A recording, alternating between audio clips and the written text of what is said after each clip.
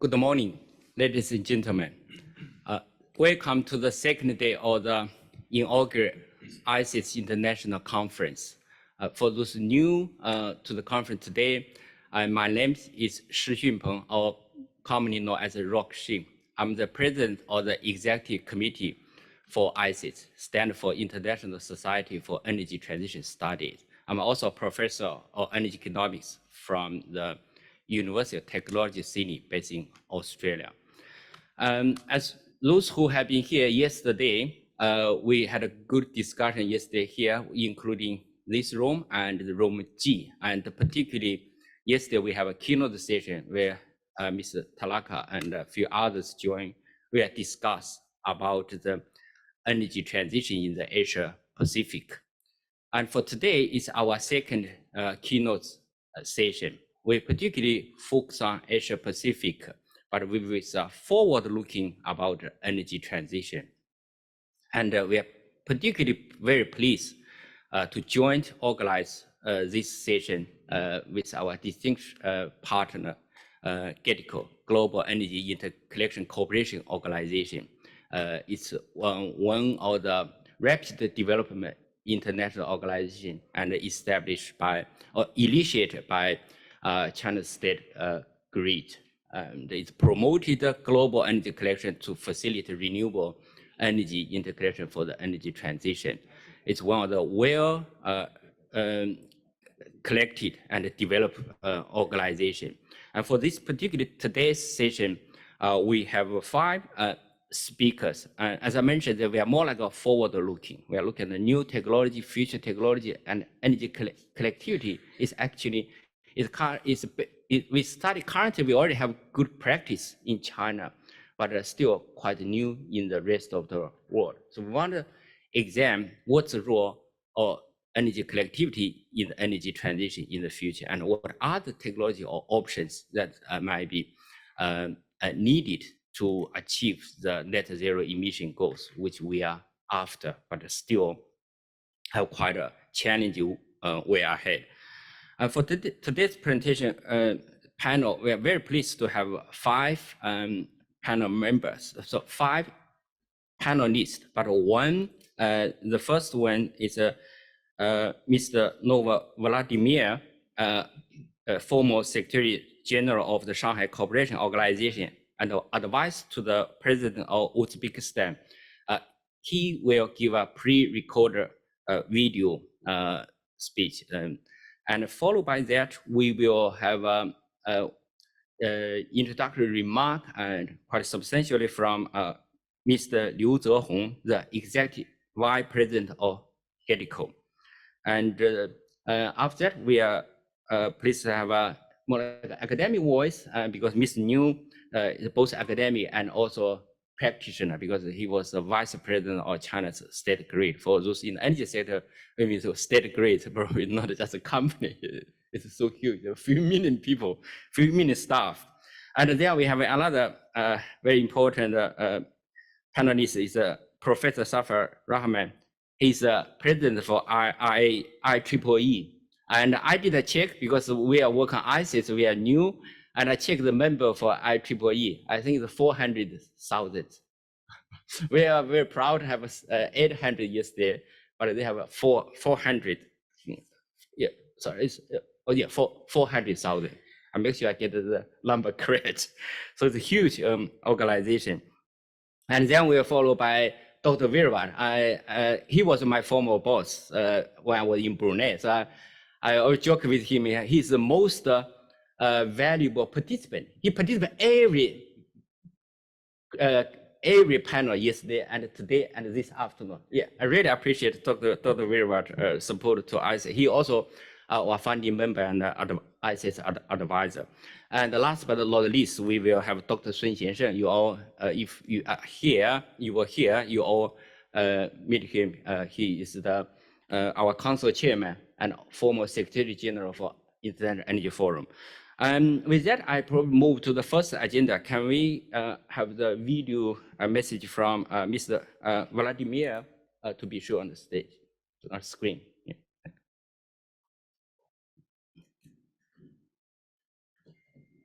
Excellencies, distinguished participants, ladies and gentlemen, it is a pleasure to welcome you all to this event on the theme of connecting a net zero future, grid interconnection and energy collaboration in Asia Pacific. I would like to express my sincere gratitude to GEIDCO for their gracious invitation and extend my warm congratulations on the convening of this event. Energy is the lifeblood of our economies, the driving force behind development and the foundation upon which we build our societies.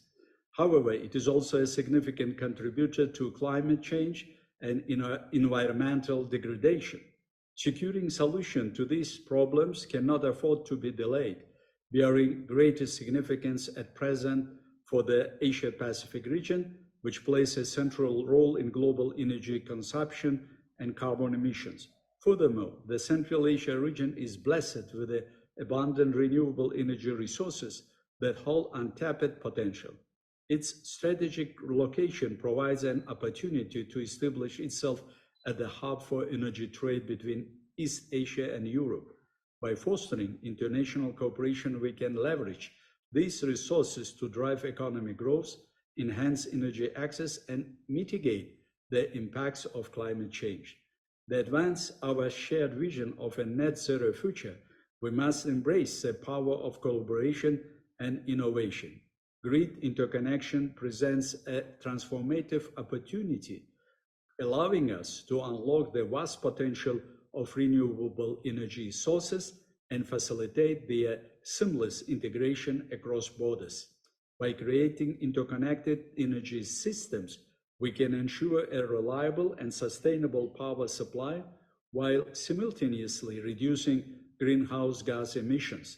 The progress made in the development of interregional power projects such as CASA 1000 and TUTAP, which connect countries in Central Asia and South Asia, will open up opportunities for electricity trade between regions. This serves as a crucial stepping stone for capitalizing on the region's significant renewable energy potential and decarbonizing power grids. These interconnection transmission lines will lay the foundation for further strengthening the connectivity of transmission networks, enabling electricity trading beyond the regions to markets in China, Eurasia, and Middle East. In addressing global challenges and promoting cooperation in managing international public affairs, international organizations play a vital role. The Global Energy Interconnection Development and Cooperation Organization, serving as both a platform and a think tank, has been at the forefront of promoting grid interconnection and energy collaboration in this region. As the regional network becomes increasingly connected and synchronized, and as energy trade opportunities are explored, Central Asian countries should consider establishing a regional energy cooperation secretariat. The secretariat, comprising senior representatives from the region's energy ministers, would be tasked with advancing the regional energy agenda for Central Asia. It is worth noting that the unified energy system of Central Asia, which operated before the independence of Central Asian countries, provided sufficient and reliable energy supply to the entire region and was controlled from the dispatch center in Tashkent. Let us see this moment and build upon the strong foundation we have established. It is imperative that we scale up our ambitions and take decisive action to accelerate regional grid interconnection and expedite the transition to net zero future. By working together, we can create a sustainable and resilient energy landscape for Central Asia region beyond, and I firmly believe that this event will serve as an essential platform for exchanging views, sharing experiences, and developing new ideas and projects that will facilitate the acceleration of energy connectivity at the regional and global levels. Finally, I would like to express my deepest gratitude to all the participants for their active engagement, and I wish them fruitful result from cooperation. And I would like also to extend my heartfelt appreciation to GEIDCO for their dedication and commitment, which serve as an inspiration to us all. Thank you for your attention. Yeah, thank you. Yeah, for the global interconnectivities, I have a personal story that the reason I get engaged with ESCAPE is from 2014. I provide a Carol consultant for ESCAPE, and then I get to know the ESCAPE team. And before I moving to expatriate industry with Matthew Winston, who sit here, Secretary Chief here, in the past 2 years, I was probably every year I provide some input and advice on the energy connectivity. So for many years, that's how I actually bring us to here. And even just Dr. Chen Gesong mentioned, we met with Director Hong Peng Niu 2015 in Seoul. That's also because of the regional connectivity. Well, at that time, I was invited to the East Asia Energy Security Forum. My presentation is about Southeast Asia energy connectivity as a power grid, which I have a lot of publication on that. But this is just a personal story, how actually connectivities, not just physically, but virtually bring us together. So it's good to see all these things coming together. And after that, I think I will move to our panel discussion. We will have two extensive presentations. One is from Mr. Liu Zehong and followed by Professor Safia Rahman. And then we will have two interventions will be made by Dr. Vervat and Dr. Sun Xianshen. And then we'll probably have a question draw from your presentation. So Mr. Liu, now the floor is yours. Liu. Thank you very much. Distinguished guests, ladies and gentlemen, warm greetings. Today, the Global Energy Interconnection Development and Cooperation Organization, GEIDCO, together with the International Society for Energy Transition Studies, is jointly hosting a side event themed on connecting a net zero future, grid interconnection, and energy collaboration in Asia Pacific. During the third Asian and Pacific Energy Forum, as a platform to exchange ideas and share achievements, this is a meaningful event for promoting green and low carbon energy development in the region.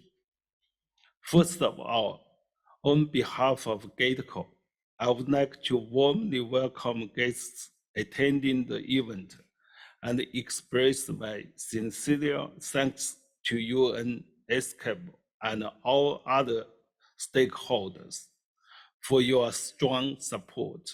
Now, I would like to share two perspectives and insights. First, global energy interconnection, GEI, is a key solution to accelerate the energy transition and promote sustainable development. Humanity is currently facing challenges such as resource scarcity, climate change, environmental pollution, and biodiversity loss. The root cause is the extensive exploitation and use of fossil energy. Promoting green and low carbon energy transition is necessary for sustainable development, which is also a pressing task shared by countries around the world. There are three essential keys to accelerating the fundamental change in the energy development model. First, clean energy production. Hydro, wind, solar, and other clean energy will replace fossil energy as the primary sources of energy supply. Second, electrification on consumption side.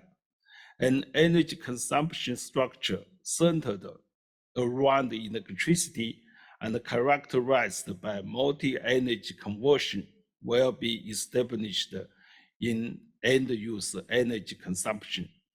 Third, wide allocation. As a hub for energy conversion, utilization, transmission, and distribution, power grids are scaling up their interconnection, thus facilitating the large-scale development, economical and efficient use of various clean energy sources. GEI is an enabler for accelerating world energy transition. In September 2015, President Xi Jinping proposed the GEI initiative at the UN Sustainable Development Summit, blazing a new trail for advancing the world's energy transition. GEI is an intelligent and efficient new energy system that is clean energy dominant, electricity-centric, interconnected, and supported by different energy sources. It is an organic whole composed of energy interconnection of various countries, including a clean energy dominant production system, featuring synergy of wind, solar, hydro, and coal-fired power, along with energy storage, a green power centered consumption system featuring module support and conversion of electricity, hydrogen, cooling, heating, and gas, and an allocation system dominated by interconnected backbone grids and supported by delivery networks of hydrogen and other energy sources. GEI will boost clean energy production, electricity consumption, and extensive integration of energy distribution, profoundly changing the landscape of energy development. GEI has been incorporated into various frameworks of the UN Sustainable Development Agenda and other international mechanisms, such as the Belt and Road Initiative, China-Africa Cooperation, China-Arab Cooperation, and so on. It has been included in the policy briefs of the UN High-Level Political Forum for 6 consecutive years and in the 6th IPCC Assessment Report. GEI has become a global initiative driving the world's energy transition and sustainable development. Second, Asia-Pacific energy interconnection will inject strong momentum into regional green and low-carbon development. The Asia-Pacific region, including East Asia, Southeast Asia, South Asia, and Oceania, is one of the most dynamic and promising regions globally, boasting a large and rapidly growing economy, with the population accounting for 53% and GDP accounting for 35% of the global total. The region has contributed to over 50% of global economic growth, making it the powerhouse of the world economic development. This region also possesses abundant clean energy resources, with hydropower, wind, and solar energy accounting for 28, 20, and 24% of the world's total, respectively.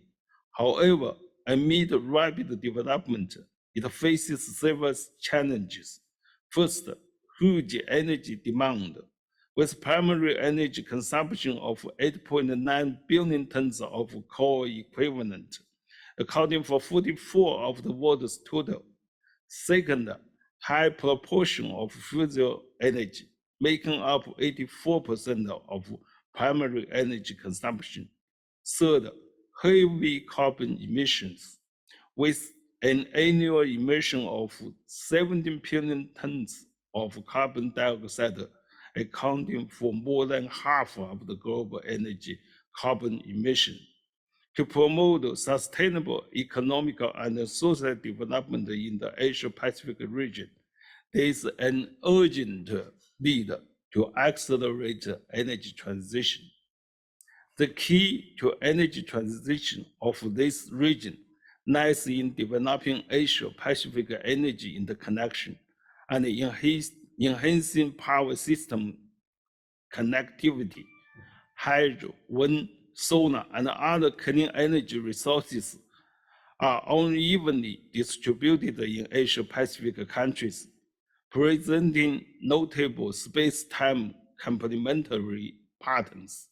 Enhanced power connectivity via Asia-Pacific energy interconnection is necessary to achieve large-scale development, wide area optimal allocation, and efficient use of clean energy.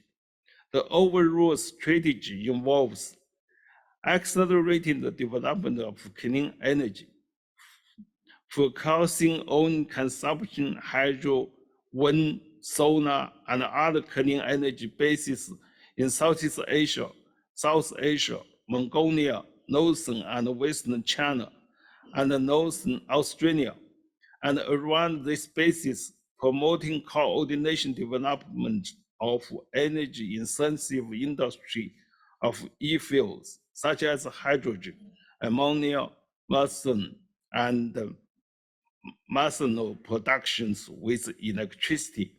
At the meantime, distributed energy resources can be developed according to local conditions.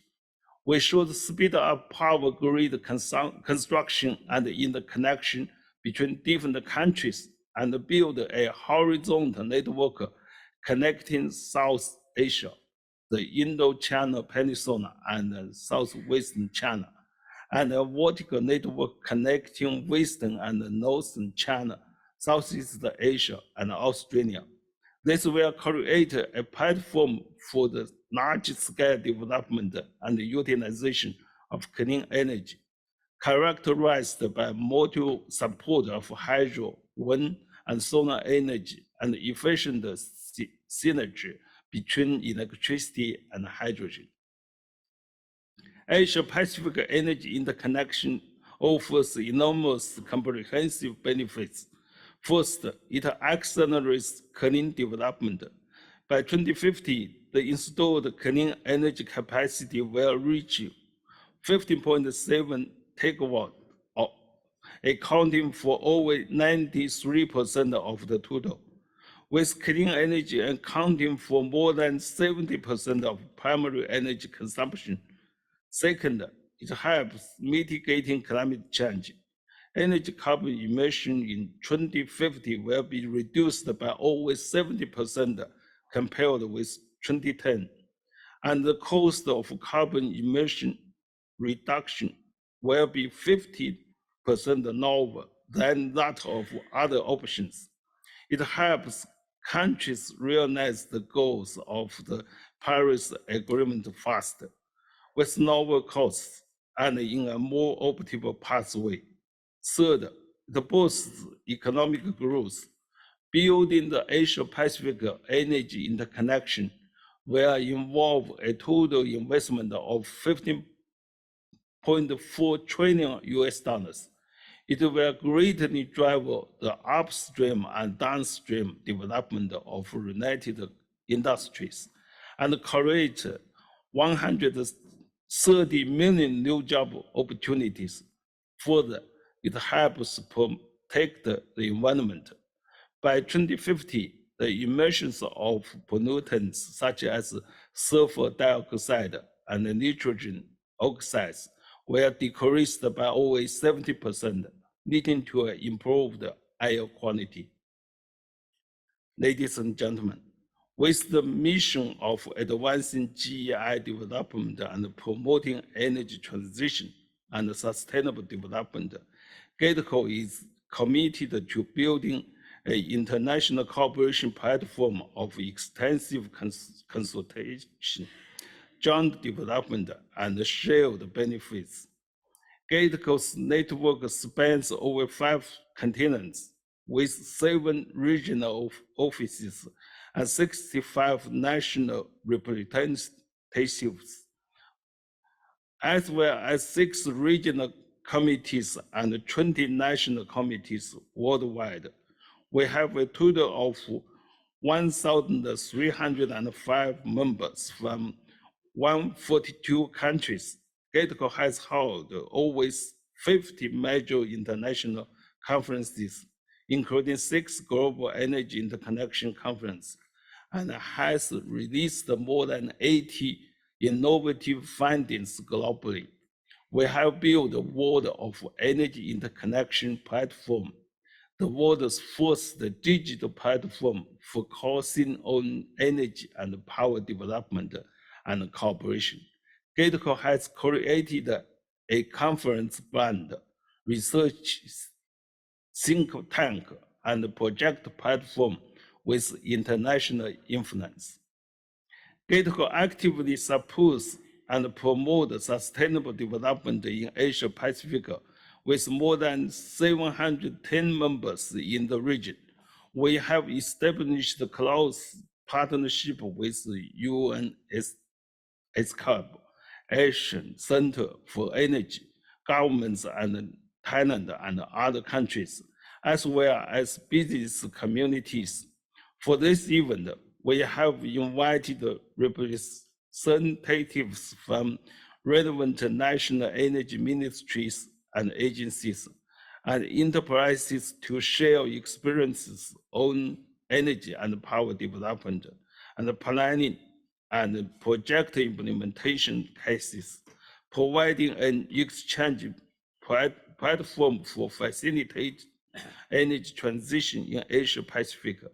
Looking ahead, we are eager to strengthen exchanges, deepen cooperation with all parties and work together to build Asia-Pacific and global energy interconnection for the better and sustainable future of all of us.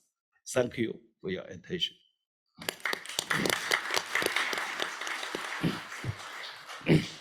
Yeah, thank you, Mr. Liu, for elaborate the benefit of global energy collections, GER, and what is the challenge as well the potential and the perspective in Asia Pacific, and also particularly what the amazing work GEIDCO has been done in 65 country regional office and every continental. So yeah, so I will reserve some questions later for you, but first let's move to Professor Rahman. Yeah, Professor. Thank you very much. Good morning, everybody.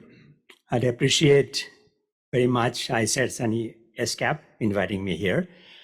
I will talk about technology and see how technology can help promote the issues Mr. Liu just laid in front of us. So that's where I'm coming from. Also, I have done a lot of work in this field and give you some reference as you go forward. Next slide.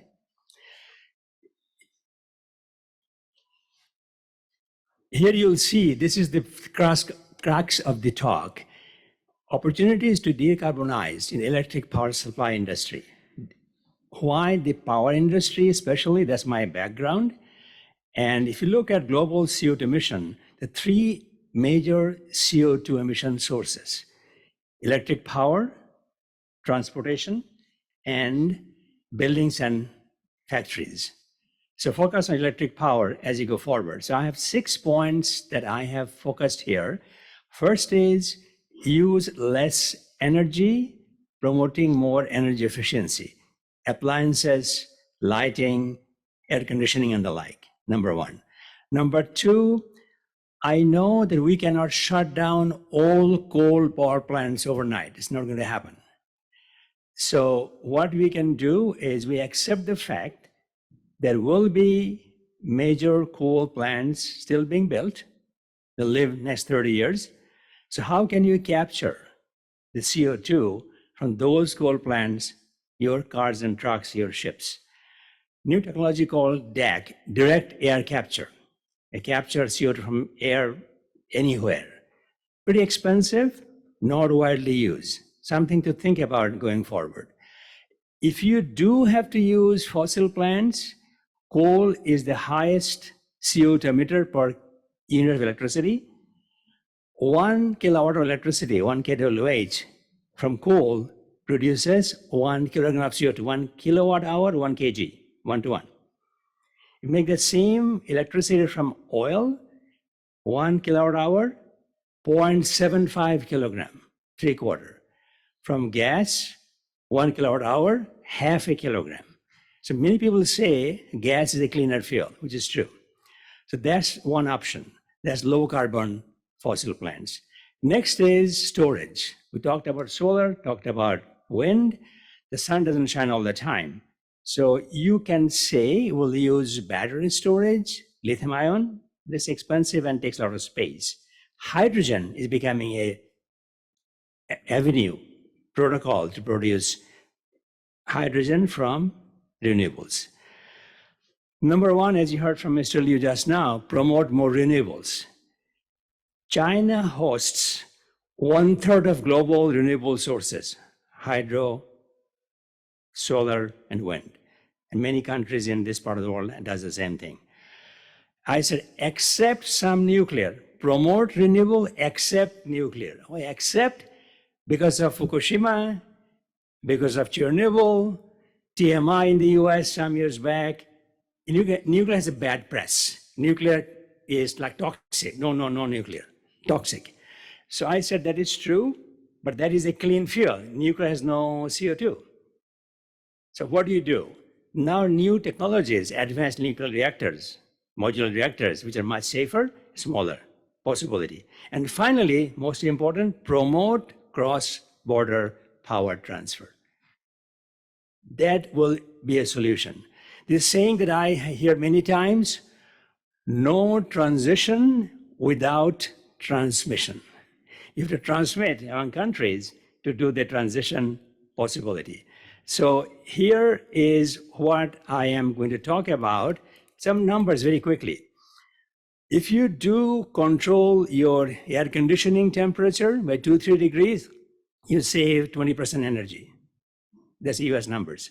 Lighting is even more, lighting control. So my point is these are low-hanging fruits, easy to do in any country. Very quickly, efficient power plants. This is a thermal plant in the Netherlands, which is 46% efficient. Typically, coal plants are 42% efficient. If you do 4 to 5% more efficiency, that means with same electricity, use less coal. So that's the thing. I get my output, but not burn as much coal, as an example. So this is, we talk about direct air capture. Carbon capture and storage. People talk about extract the carbon dioxide, where do you hold it? You can put in salt mines, put under the sea, under the ocean. A lot of talk is going on, but I want you to watch for those things going forward for our discussion. Hydrogen and storage solutions, I just mentioned that. Hydrogen economy is picking up now. Countries like Saudi Arabia are planning to make hydrogen using solar energy and sell to Japan, for example. Japan is a good market for hydrogen. I was in Berlin 3 weeks ago. I said, taxi says clean fuel. What is it? It's an IC engine Mercedes taxi running on hydrogen, not on gasoline-fired plant. That's an example. People talk about electric vehicles globally to reduce carbon emission from the transport sector. If we convert, or if we shut down all IC engines, petroleum engines today, and go to electric vehicle, we don't have enough electricity, enough power to serve those EVs. Not possible. So there will be other solutions beside electric vehicles to decarbonize the transport sector. So keep the options open going forward. So this is important. Next, renewables. We heard that. I went to Glasgow 3-4 weeks ago now. The Glasgow city runs on clean fuel, 100%. They have a wind farm nearby, which is providing the clean power, as an example.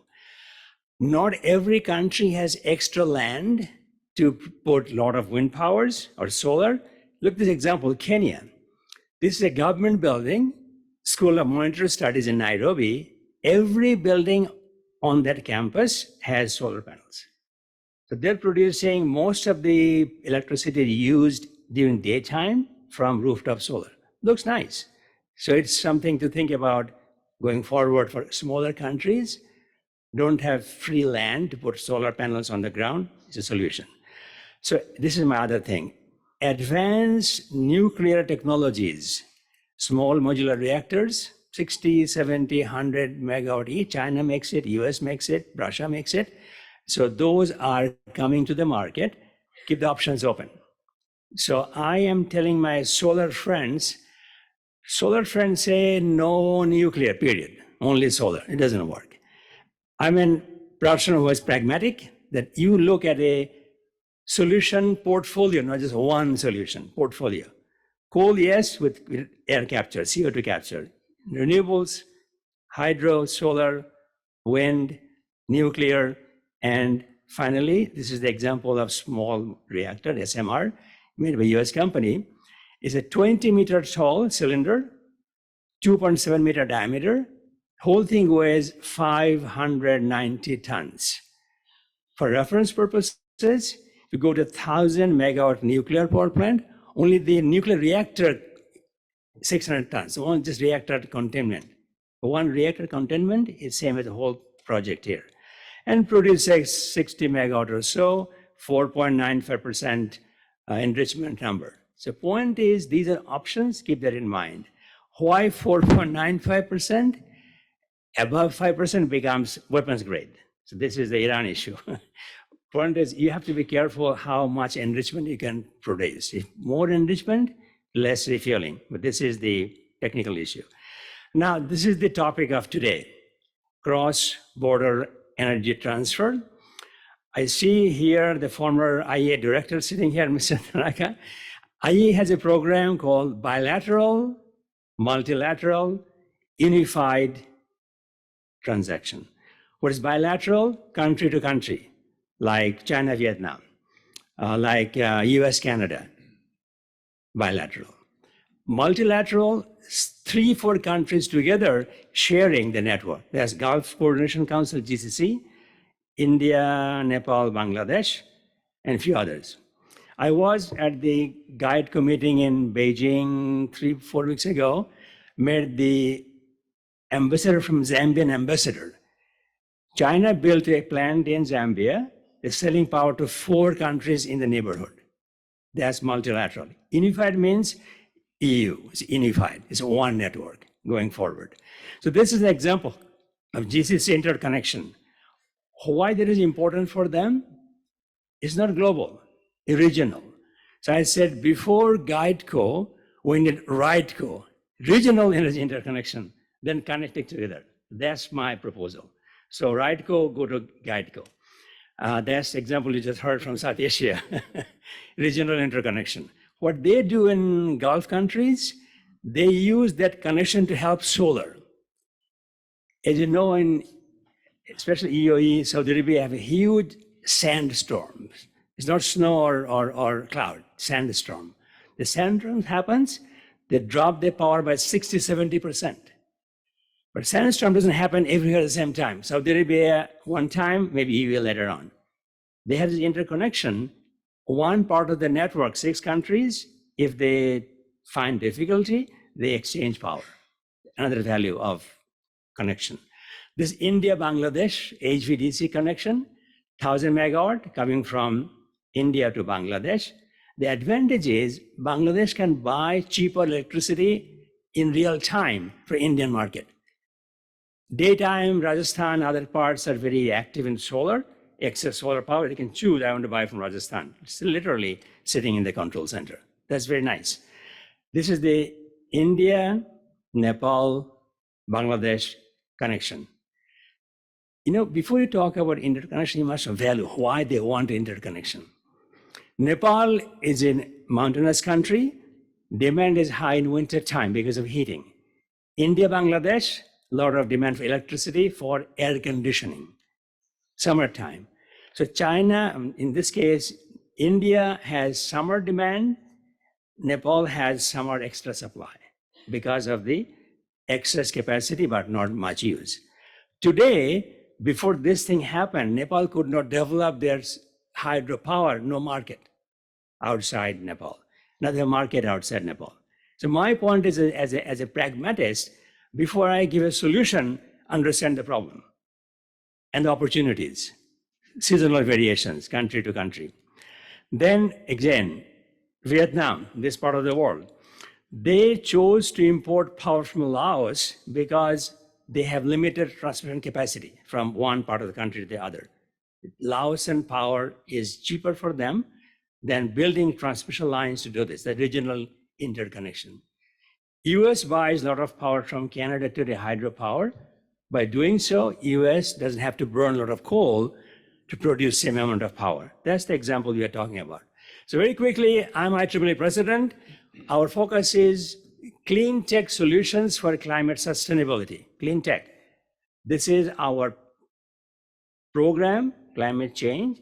If you remember this URL at the bottom, the link, climate-change.iee.org. That's where everything is. Example, with a lot of information for your consumption, what's going on globally in energy transition.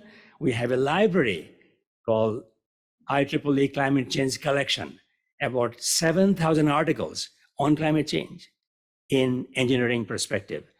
We also have a page on conferences. Maybe we should have put this one on this page, that what is happening globally, discussing climate change opportunities.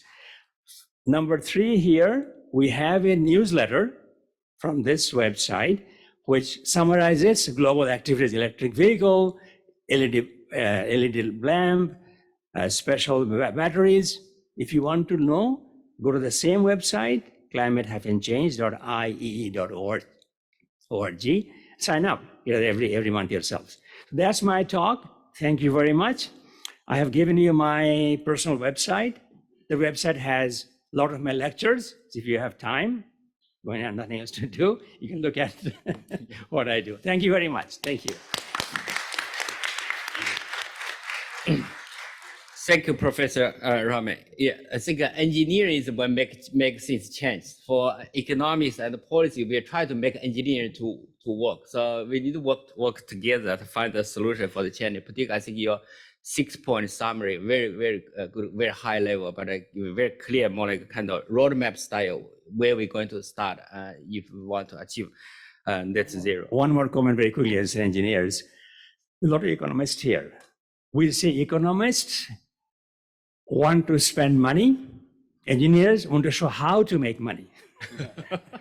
Yeah, good. So some own money, some spend money. Good balance. Good balance. Yeah, before I raise any question, I will move to Dr. Virvar. Dr. Virvar is a counselor for Ministry of Energy at Thailand. He is also, he was the former executive director of ASEAN Center Energy, ACE. ACE is the intergovernmental organization look after ASEAN level energy cooperation. And yeah, Dr. Virvar, please. Thank you so much, Rob. Excellencies, honorable guests, distinguished participants, ladies and gentlemen, a pleasant good morning to all of you and welcome to Bangkok. I hope you enjoy Bangkok these days, right? Well, I extend, first of all, my heartfelt appreciation to the GEIDCO and ISET, especially particularly, Executive Vice Chairman, whom I met in Beijing, Mr. Liu Sehong, and staff. Thank you for that. And then for the ISET, Professor Sun Cheng, my old friend from Riyadh, right? And then Dr. Chi Sun Peng for extending the invitation to Thailand to attend this important 2023 Asia Pacific Energy Week GEIDCO event held alongside with the third Asian and Pacific Energy Forum, APEC 3 in Bangkok, where Thailand served as a co-host together with United Nations. So it's a privilege to speak before this honorable, distinguished assembly today. I think the challenges of bolstering energy security and achieving Sustainable Development Goal 7 of the United Nations concern all member states. Prioritizing energy security and low carbon development in our rapidly evolving world is imperative. So Thailand, as any other member state, remain steadfast in its commitment to address challenges within the energy sector and implement effective strategy for energy environment sustainability, thereby progressing toward low carbon energy and the attainment of the SDG 7 of the United States. We acknowledge the necessity of aligning our energy sector with global initiative for a just energy transition and the vigorous implementation of policy to achieve a balanced energy transition.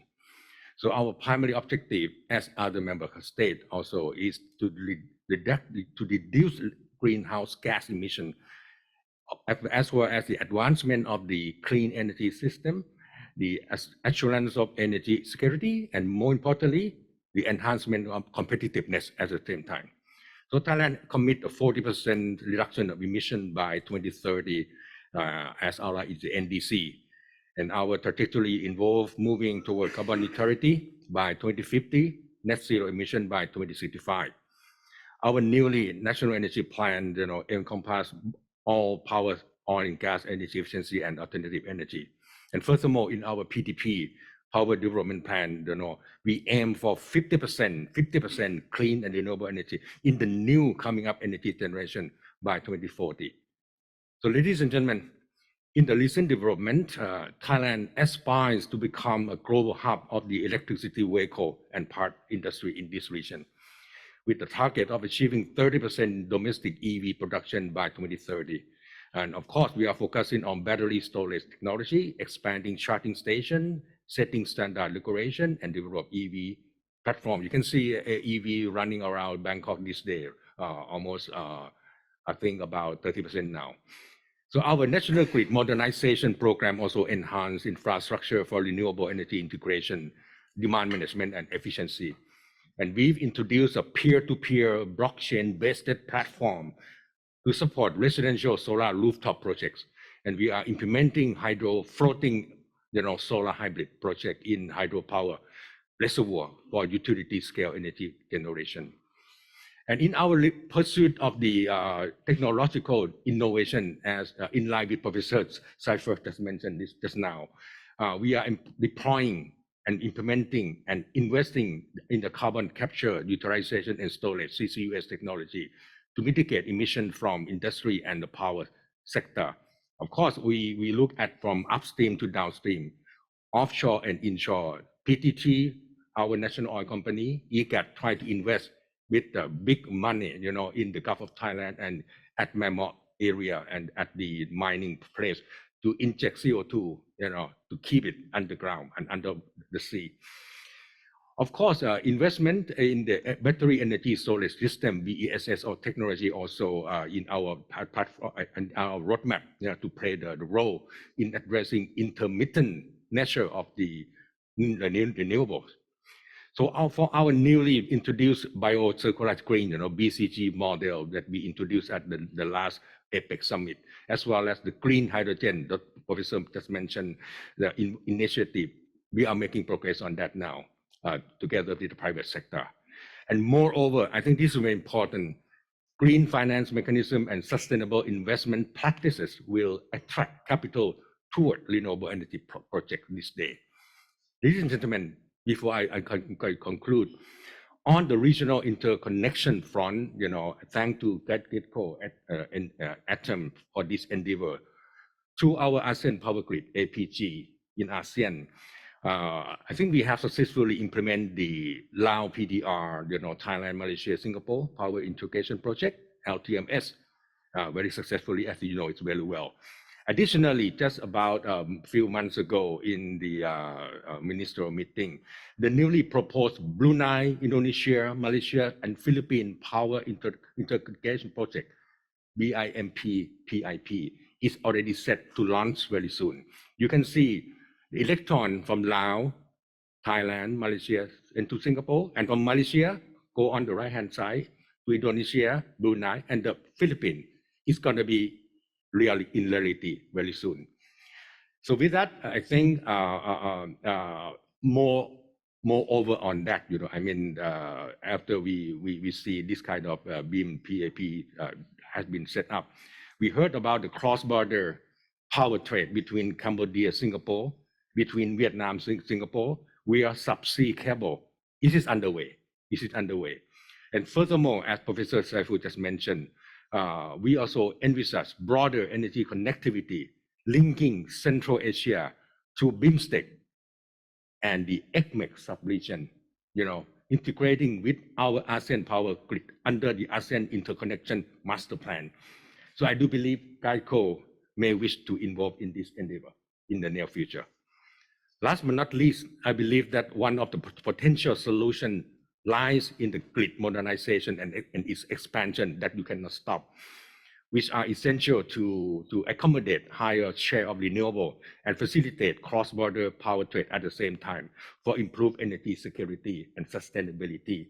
And I like the word I will keep this word, I will try to promote this word, no transition without transmission. I like this very much. So in a nutshell, I think, to fully unlock the potential of this energy transition, we must implement clear and enduring policy and predictable policy. First of all, streamline regulation, offer financial incentives, and engage the public to construct our sustainable low carbon energy future within our region. Thank you very much. ขอบคุณครับ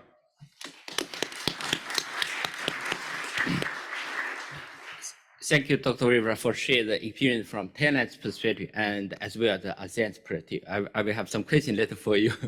Last but not least, I will invite my council chairman, Dr. Sun Xiansheng, the former Secretary General for International Energy Forum, to give his remarks. Okay, thank you, Professor Shi, and also all these old friends and the speakers, and thank you very much for the excellent keynote speech. And this morning, I think we talk about a very important issue. Continue the meetings yesterday, and I feel that now we have the bigger challenge And on one hand, is from the production part. And now for this the situation, I still remember my old friends Nobuo Tanaka quoted the IEA's comments. If you want to control the temperature within 1.5 degrees as the original plan, and then the government have to commit themselves to stop the investment for the fossil fuels, means oil and gas, coal. So by this, I feel that is a big challenge. So by now, for the energy transition, climate change, and balance the economic development, yeah. So by this, so far, I feel that by this region, and from the view of the global, and we have to consider these the challenge, the issues, yeah. And on one hand, we have to guarantee the economic development for all the countries and government. If the government cannot meet the requirement for the economic development, I think the cabinet, the prime ministers, the minister will be dismissed. And also for the climate change, I just mentioned that from IEA now they already give the warnings. Yeah, so it's a really challenge. Yeah, so and of course for the this situation, if we really do that, means the fossil fuels will stop, and then all the pressure on the renewables. Can renewables means from the wind, from solar power, hydro, and even part of the nuclear, geothermal and others, can really replace this part or not? Take this responsibility. I feel that it's really difficult. So that's the first point I'd like to share with you. I feel that now the situation is really challenging and really needs the joint efforts. Not one government, one country. It needs all. And the last year, COP27 in the Egypt, this year in UAE. I think now this needs the joint the efforts. And the second one, I feel that this morning the discussion about the cross-border energy transfer, and I think this is really important. Needs the international cooperation. Just now I shared some of the keynote speakers the comments by these several issues. And I think one is about the regional cooperation. By this regional cooperation also have a lot of the challenges. Of course, many the advantages. And I used to work for the IEF based in Riyadh, Saudi. Yeah, by the GCC countries, 6 countries for their power grid, they are connect each other. So I used to invite them, the CEO, to come to my office to share this with all these the countries. It's really good, really helpful each other. Really, the benefits all these countries. However, for the others region countries, I think still have the challenge. The challenge for investment, challenge for the technology, new the innovations technologies. Just mentioned that, for example, CCUS, yeah.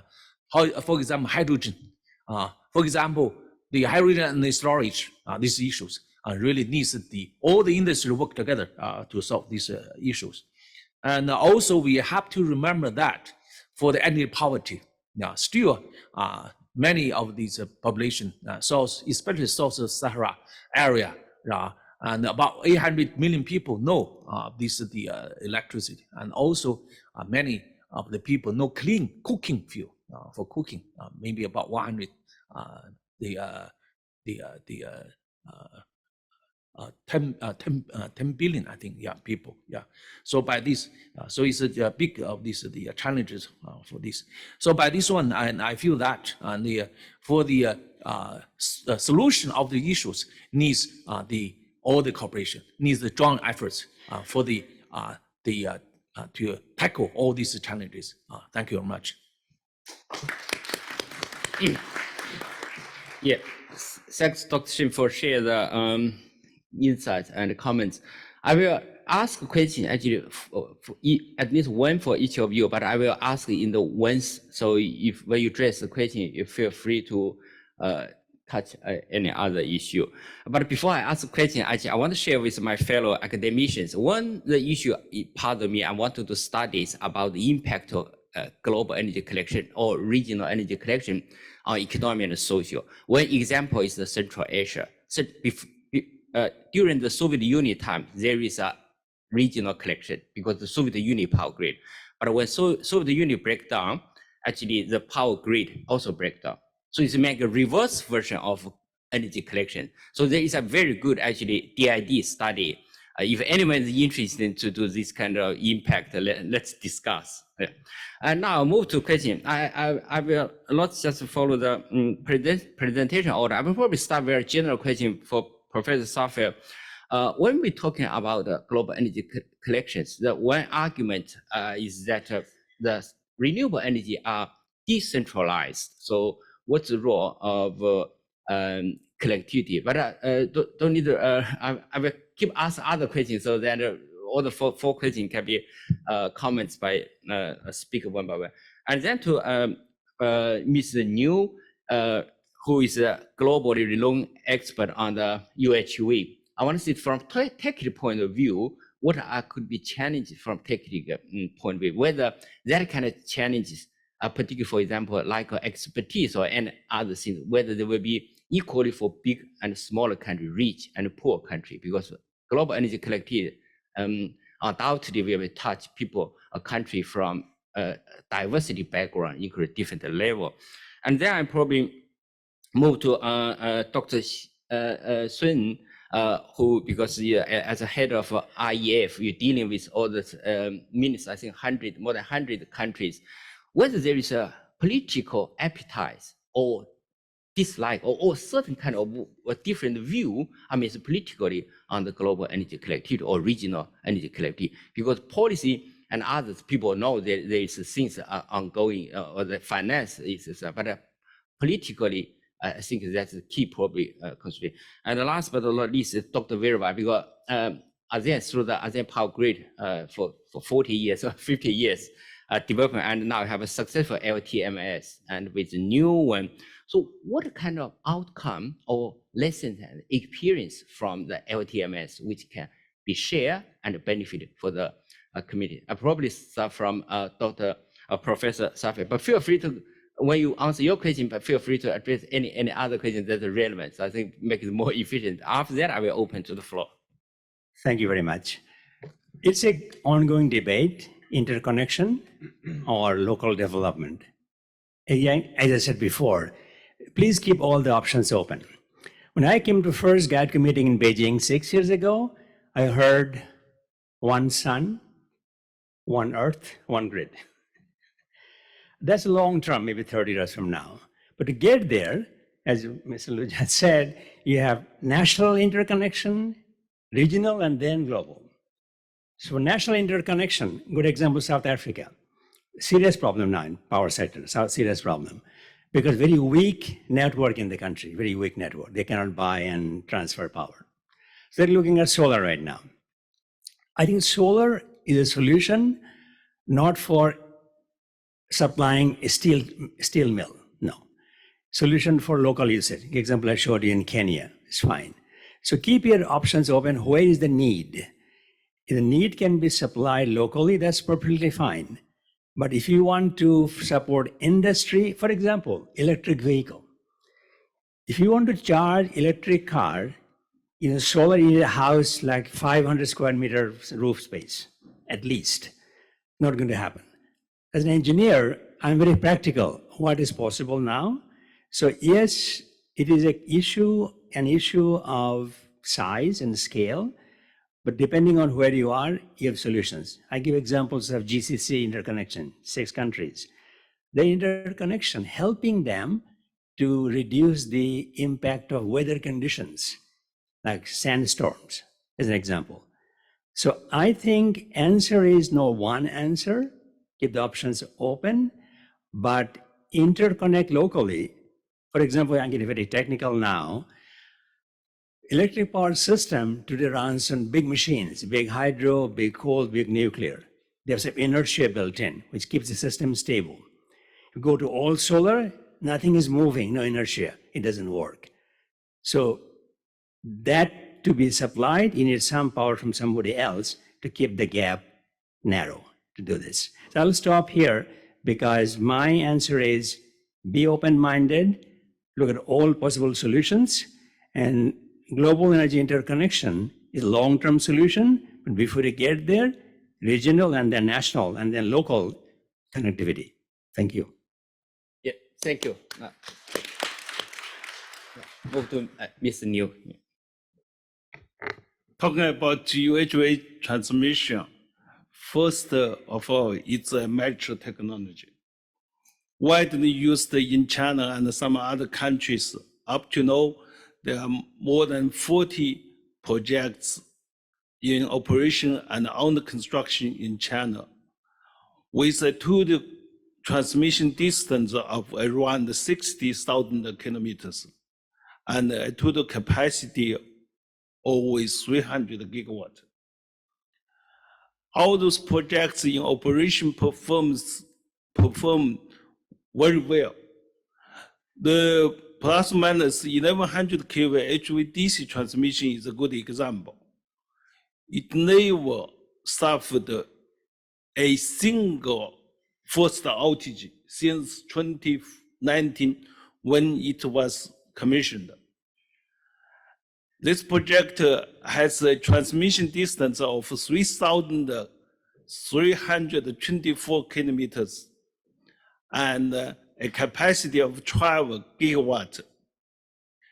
By far, it is the project with the highest voltage, biggest capacity, longest transmission distance. And as I just said, it performed very well.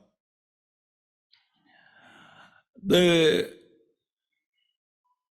UHV transmission, when the situation is good, has a lot of benefits. First, is much more efficient than conventional transmission. The losses will be half or even a quarter of the conventional transmission.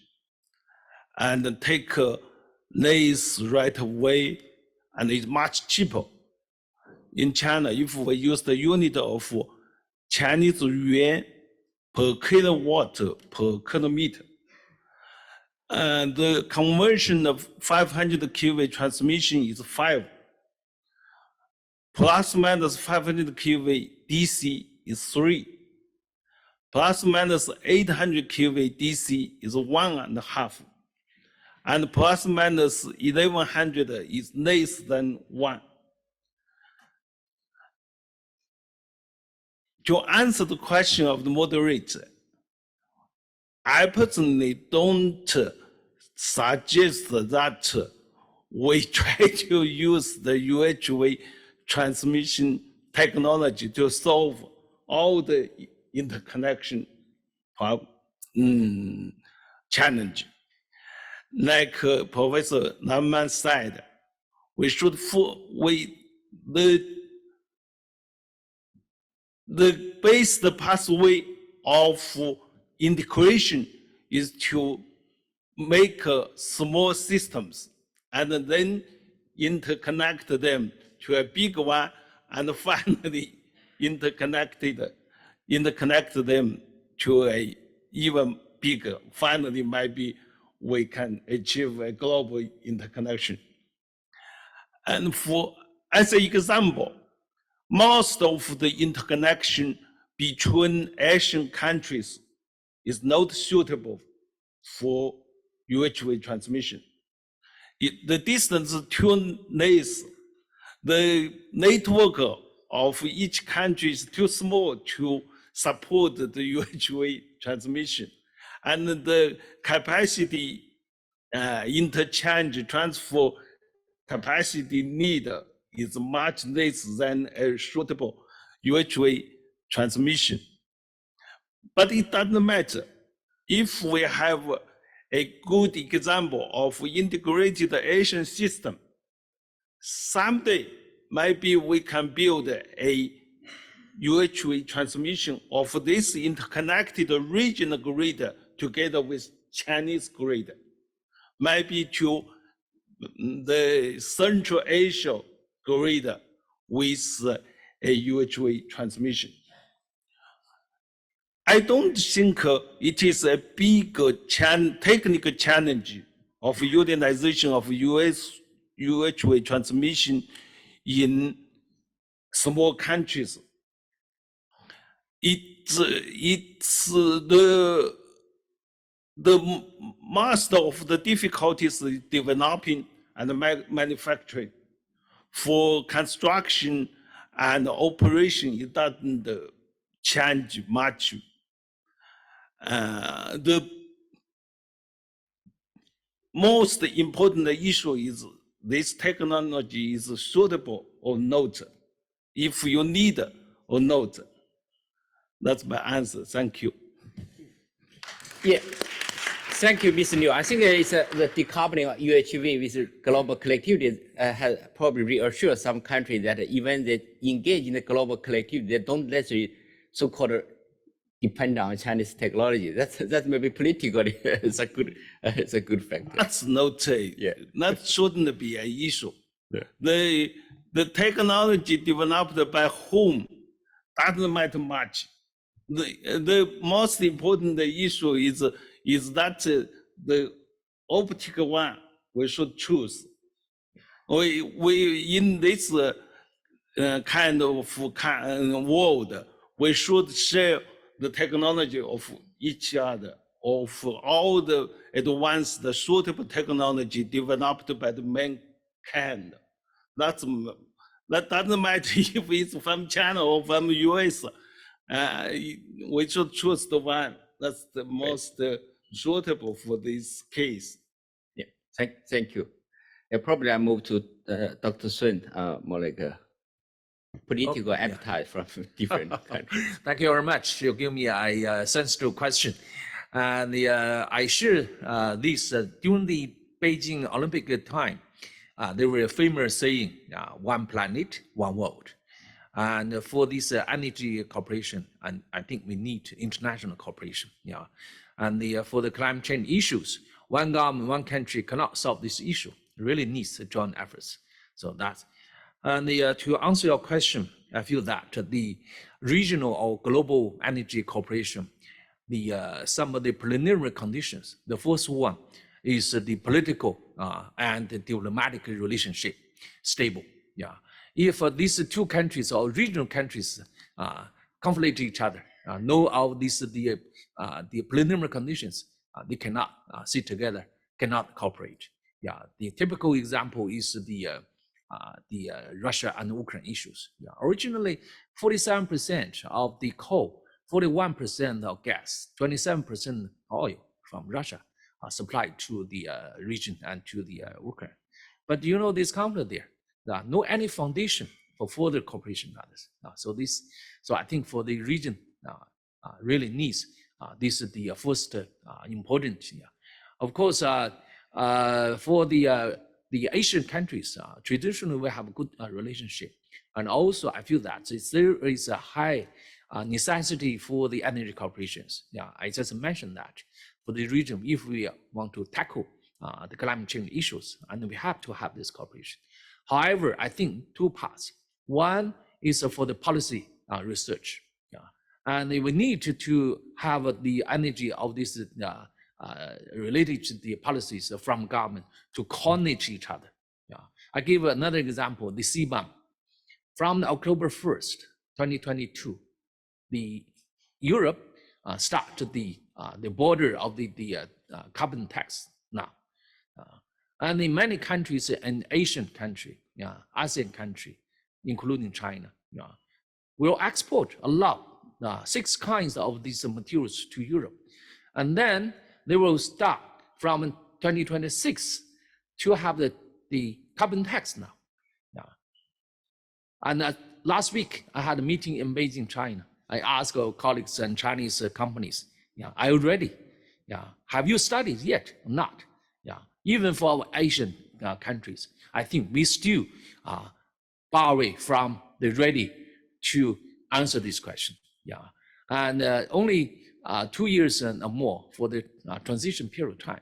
So for, I think, the policy studies, not only for the other, also for the region, we need this is the efforts. Another one is for the technical, just the panelists mentioned a lot for the technical issues. If you have a stable political and diplomatic relationship, and you have a policy studies of between intergovernment, and then I think the technical issue should be easier. But however, it's not really easy for the investment on the issue. A lot of challenge yet. So by this, I feel that under such a challenge time, if by the joint efforts, one planet, one vote, and the joint cooperation, we can solve this issue. Thank you.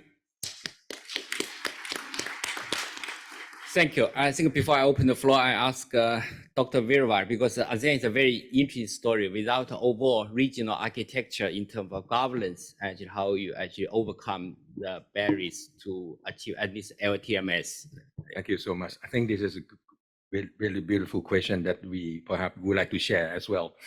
I think we have learned a lot, through the LTMS, because we spent so many years in the preparation period. In one issue, we spent a year, because this is the first time that the ASEAN worked together on the multilateral.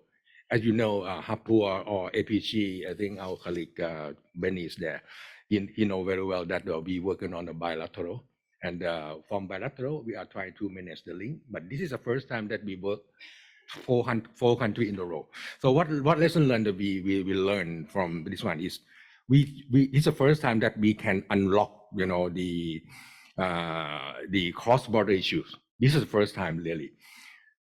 First of all, in terms of technology, number one, I think technologies, we realize technology through this project. For example, the transmission system development, how the country can harmonize, the standard, together to high advanced technology, or even HVDC, thing like that, so that we can harmonize standard, so that we can flow electrons smoothly. That's what the first thing that we learn to each other, and we try to harmonize that. Perhaps if we don't have this kind of project, I think harmonization never happen. But this is the must. Number two, what we learn is that on the marketing and commercial, because when we link across border, a lot of issues come, billing charge, tax, and everything come on the table, and some of them involve not only one ministry, many ministry. We need the multifaceted policy to solve this problem, from foreign affairs, and Ministry of Energy, Industry, everything come, and transport also sometimes, or even Ministry of Natural Resource. So in terms of investment, I think this is what we have learned a lot on this, because when we have to move electron from country to countries, the first three countries, Thailand, Laos, and Malaysia, we have the same thing. We are this enhanced single buyer. But when we go across the border to Singapore, totally different story. They are the power pool. So we spend a year on that in order to move electron to Singapore. It's not just you just move it. You need importer. You need the company to bring electron, and also that electron still not get into the market of Singapore directly. They have to compete with other option or other supplier. That you have to have a good price, competitive price. That's why this is the thing that give us headache. But now it's smooth. It goes smooth because of one word, cooperation. So this is the thing that happened, and now smooth already. The 100 megawatt flow smoothly to Singapore, and even it may increase in the future. So this is the thing that we learn from LTMS, and moreover, if I'm not mistaken, yes, on the regulation, this is also very important. Laos is a chairman of regulation because they are the producer, right? So we ask them to be the chairman of regulation committee. So in the regulation, spend a lot of time on that either because because each regulatory body of each country must adapt to create a kind of favorable environment for private sector or for investment or whatever in the future. So they have to change the rules and regulation to make it more effective. Adapt to the reality, and moreover, there are some requests from the buyer that like Singapore they want to add REC at the same time, renewable certificate. That Laos never have it, never be ready to do it. So that they need help from Thailand, that we have the REC already. We are the REC, registration body. So this is take time a bit, in terms of REC. So the first year we told Singapore that okay, we got just forget about REC in the first year, but in the next year to come, REC it will be there. So that's why we have to adapt, the system in order to certify renewable energy that produce power electron to the customer. That is the first thing. And also on the backup plan, this is another headache that we learned, because Laos produce electricity only half year per year, because on the dry season they cannot produce anything. That's why some countries like even Thailand, we have to back up. So this kind of thing need negotiation. That we learn a lot, but we learned something from EU as well. That because EU did quite good job on the cross border. And lastly, on the public awareness, I think we learned a lot on that also, Rock, because on the public awareness, we try to reduce resistance from the stakeholder. We can educate people, and also we can tell them that this is the way that renewable energy can be produced in order to produce power electron to them, so that they can have a good life and no need to protest anything. That's why this kind of thing come up. And also on the infrastructure, that's another thing that we learn. So we can unlock the cross-border issue a lot. And my last word is that on the newly coming Brunei, Indonesia, Malaysia, Philippines, they don't have to start from zero. They can leapfrog from this experience from ATMS. Thank you. Yeah, thank you, Dr. Weber. I just want to share with the audience that I didn't ask them to prepare the question. So that is a spontaneous response. And I think because I haven't followed up the ASEAN Power Grid study in the past few years, I think if there is no such literature, if someone can actually interview or work with Dr. Weber, interview people who engage and really summarize the real issue like LTMS, different market, because we commonly understand the regulatory and other, but like a different market scheme between Singapore and other, how they overcome this. And they really interview the people who actually involved in the development and negotiation. I think it will be very valuable literature for the international energy collectivity. We say that I probably open to the floor for 2 questions. Oh, I see already. Okay, 3. Okay, 3. We have to 3. I see Yoshino-san and sorry, Fuming and Talaka. Yeah, Yoshino-san. Thank you very much. My name is Yoshino from Japan.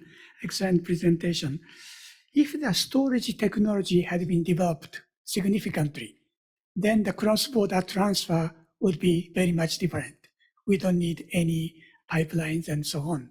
So what would be your expectation of the future transformation by new technological progress? Second one is, there are many green power, solar power, wind power, hydrogen. You included the small scale nuclear.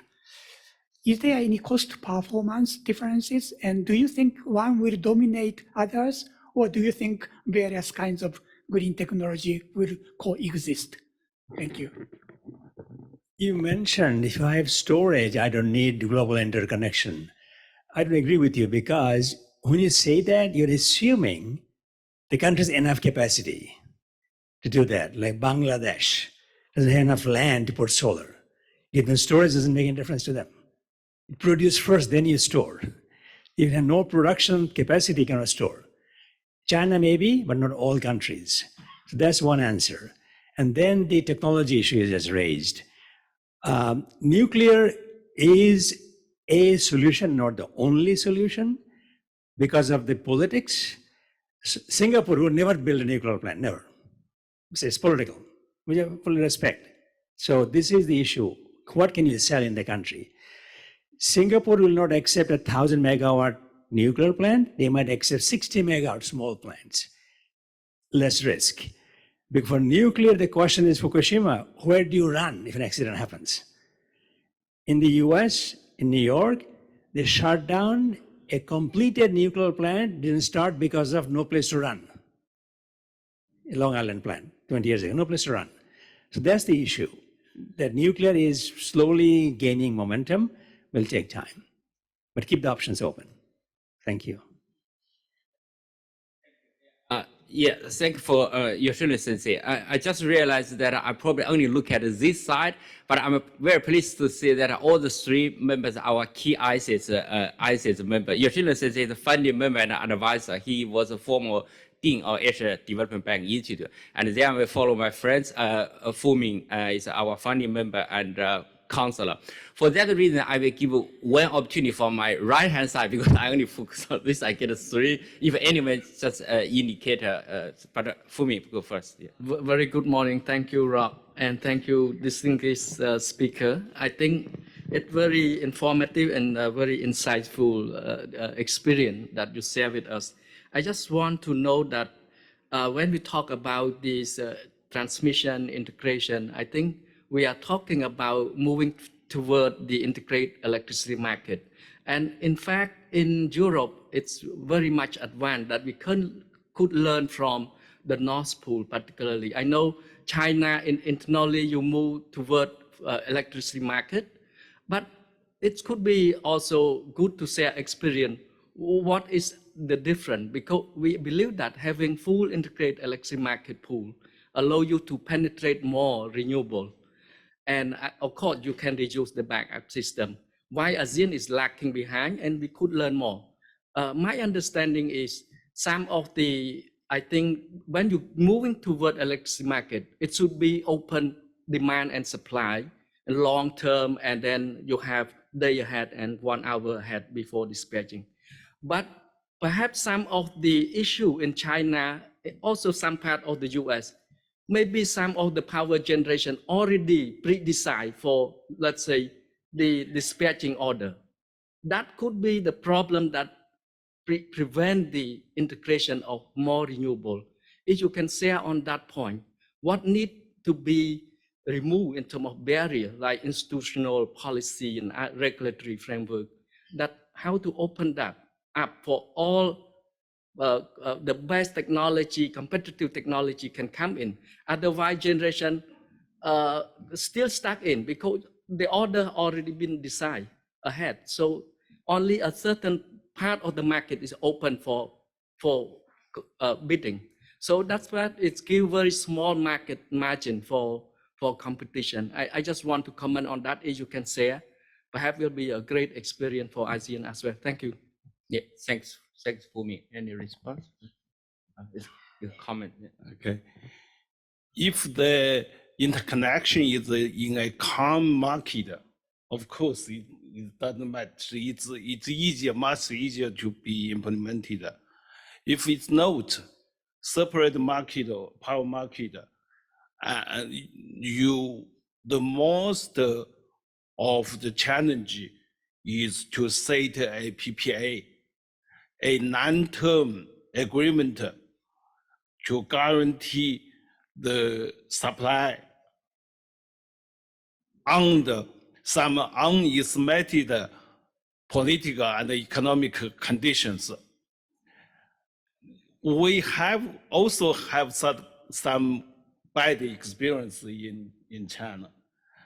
The PPA between different provinces under some extreme weather condition, they argue quite a lot.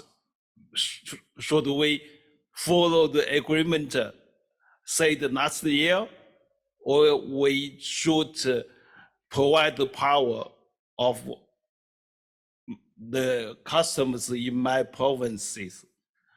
So a interconnection in a region of such a region as Asia, first the economically and politically set together to be a community. The put the economic together, not the best way, but it's not that practical. I would like to add something to the question of storage and cross-border interconnection. Storage cannot solve the problem of difference between the resource and the demand. If you do that, you need some other kind of energy transfer, such as hydrogen. Cross-border interconnection can solve the backup of power, also can transfer energy. So, and then in neighborhood such as Asian countries, usually cross-border interconnection is cheaper than storage. But difficulties is political and cultural and recognition. Thank you. Thank you. Now move to Mr. Talaka. Thank you very much. I really appreciate all the panelists' discussion about necessity for the regional and global connectivity or interlink in the energy system, because we learned that in a recent Ukraine situation, that NATO is very much strengthened or kind of revived, but as a collective security. So in energy, the same thing. There's one country cannot really defend the energy system by itself. The collective security is what International Energy Agency, IEA, means. So collective security and collective sustainability is what Europe is doing by connecting grid lines, building the pipeline for the hydrogen. So Europe is definitely the very interesting model for what Asian economies should do.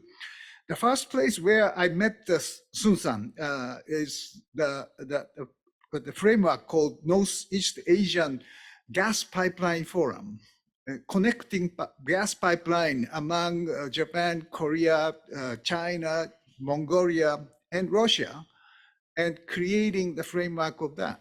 So China has already done the pipeline system as such and make a big deal. So then I learned that the GEIDCO is happening, and connection of the grid lines is another very important element. So I visited, I remember that Chairman Liu Zhenya of the GEIDCO some time ago, and very impressed with his visions for connecting.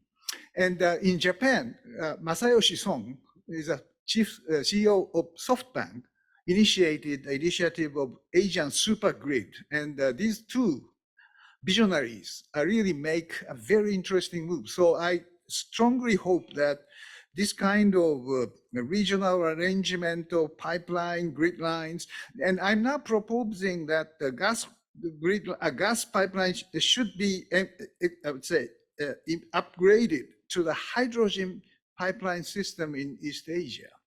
And that is a future, because gas pipeline is the old system as such. So it eventually be replaced by the hydrogen pipeline system. So maybe this kind of linkage of the energy security and energy sustainability at the same time will be the very important step for the long-term economical and political community, if it's possible, in East Asia. I mean, we know in East Asia, there's a political problem and history we have to overcome. But Europe did it by creating ECSC and Euratom and controlling the war tools together. So controlling the power system or pipeline system is a very important first step for the long-term collaboration or consolidation of the East Asia. So I really wish this will happen. But the issue, maybe you share with me, is, Sun-san said, the politics. So we need together the political leaders with visions like Liu Zhenya or SoftBank's Masayoshi Son, of the leaders with global identity. We have to understand that the issue is global. Climate change, nuclear war, or artificial intelligence challenge, these are the very global issues, and we need political leaders with this understanding. So I wish that we share that the future, maybe we need to develop these systems together with developing a very good political leaders in all the countries in this region to share the vision and global identity. That is my strong wish, and I really encourage the GEIDCO to proceed into this direction, and I'm very happy to closely work with you. Very excellent comments, very comprehensive comments from Tanaka-san. I think there's not just policy issue, but also there is a broad issue about energy collection. Energy collection, not power collection. Actually, gas pipeline, and with emerging hydrogen, now power to gas, gas to power. So the energy system all collected. I probably leave Dr. Sun for the political part, but very comprehensive comments. Thank you. Yeah, thank you very much for the very good question for this. And personally, I feel that is really a important the project for the China, Japan, Korea, Mongolia, and also Russia, as well as India. So this region in the northeast countries, and I feel that this is a good project. And frank speaking, originally we discussed this project for a few years already. Means the pipeline, the gas from Russia and cross border to China. And then if you see the map, from the seven islands of China come to Japan, even come to Korea, is very close, maybe just a couple of the 100 kilometers. And there is a high possibility even to the cross the border there. So I just mentioned that for this kind of the cooperation needs a strong background, a foundation, a solid foundation, because this energy cooperation needs a big investment and also needs the stable diplomatic relationship. Though in those days, and I think these countries are in general, the foreign, the diplomatic relationship are stable and good. So that's the reason why the industries have a lot of discussion. And recently the news is the China, Japan, and Korea foreign ministers sit together and they already to discuss how the regional cooperation. I feel that is the good news for us. Probably in the future we can start this. And we can again to push this cooperation for this, not only for oil and gas pipeline, but also for the power. Because it's the high possibility we have this the cooperation. And also just now a lot of discussions for the Asian cooperation. And I think also we have the you know that we already have the pipeline from Myanmar to China. Gas and oil pipeline. We have the oil and gas pipeline from Central Asia, means Uzbekistan, the Kazakhstan, and China. And the also I used to be the chairman of the China Kazakhstan pipeline company. So by this, I think we already have some successful the example or cases already, and will lay a strong foundation also. I wish I answered your question. Thank you very much. Yeah, thanks, Dr. Sun. We are a little bit out of the schedule, but I was authorized to extend a little bit. As I promised, I will give one last question from my right-hand side. If any question coming, probably just count 1, 2, 3. You know we will. Okay. Yeah, Ms. Valerie. Yeah, please. Yeah, I just want to jump up the comments and question from Mr. Tanaka. Coming from Europe, yes, this is the only way to build a sustainable and resilient network in terms of electricity and gas. But for sure, trust between countries is the only solution in a way. A pipe, when you build a pipe from a point A to a point B, it means a dialogue between the countries. And it's true nowadays in Europe, for example, just to give you some insights, before it was only pipes coming from the east to the west of Europe.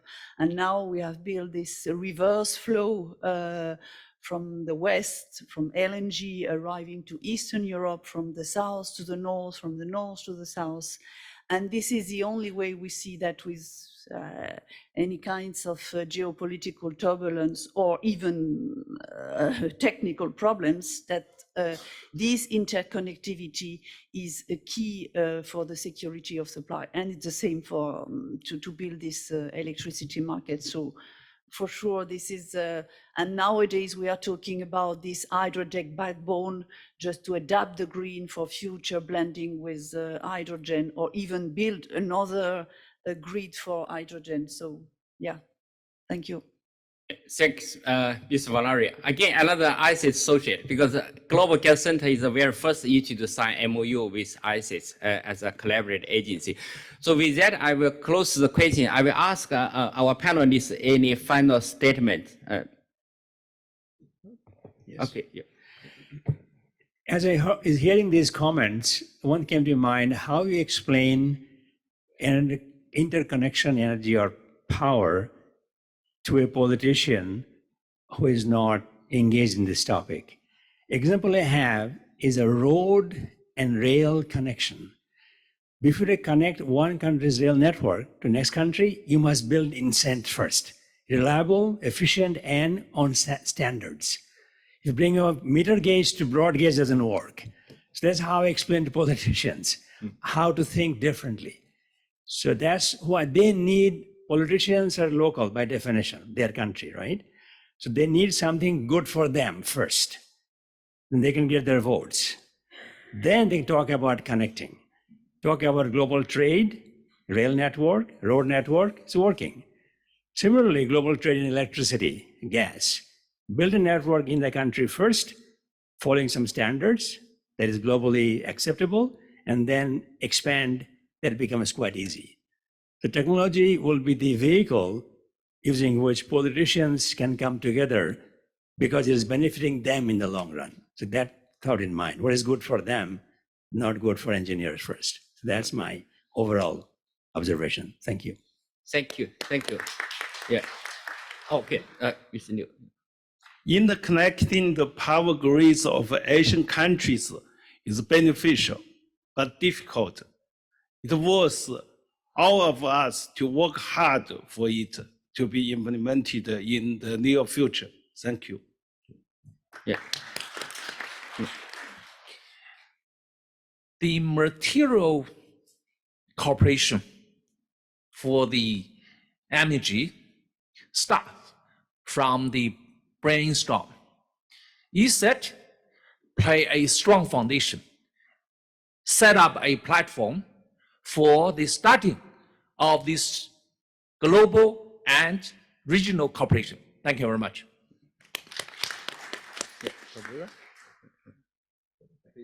For me, there are three things that I'd like to mention only. I think the first is collaboration, innovation, and sharing knowledge to each other. Thank you very much. Yeah. Thank you. Thank you for all the participants and our panelists. I also just noticed the chairman mentioned the ISETS as a co-chair for this conference. I welcome you continuously engage with us or join us and address all those challenges and the issues together. And with that all, actually, I close this session. And thank you very much. Do you have a housekeeping issue?